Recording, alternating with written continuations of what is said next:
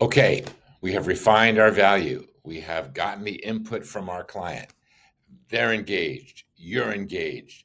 Now the rubber is going to meet the road, my friends.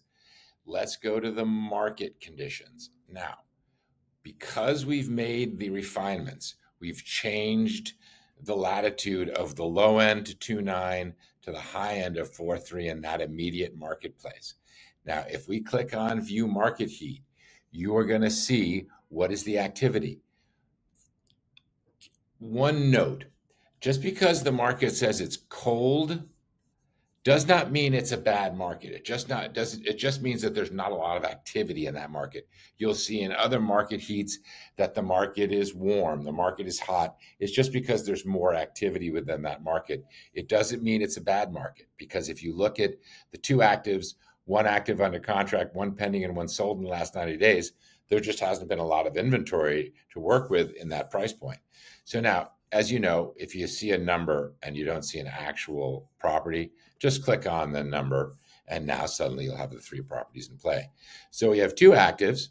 We have one active under contract, we have one pending, and we have one sold. Now, the color code will give you that that's an active under contract. That's an immediate market pulse of what's going on in real time. The beauty of anything that is at any stage of either active under contract, pending, or active and available for sale, you'll see the pictures. You'll be able to drill down to that property. And remember, you're doing this with your client. How do we compare to this house? If you were a buyer and you walked into this house relative to your house, which is right around the corner, which house would you lean towards? Now let's go to another house.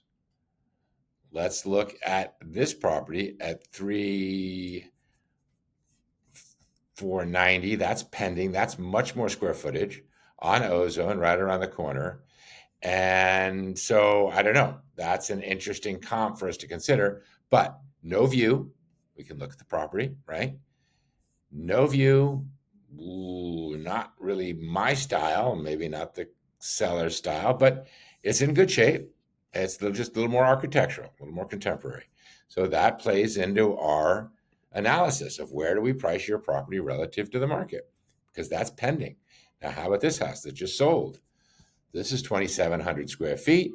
We can see, because they didn't pull the photos down, this is a relatively new house. That's a good house, but it's on Marine, so it's a little busy, no view.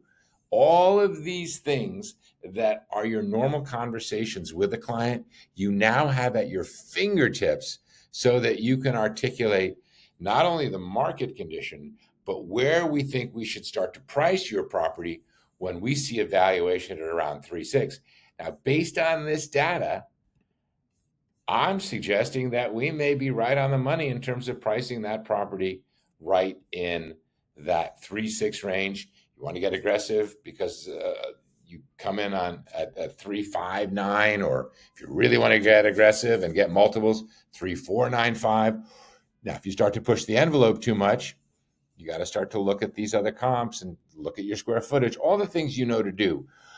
The most important thing with the market heat is it gives you the strategic acumen and the authority to help price properties to the marketplace for the benefit of your clients.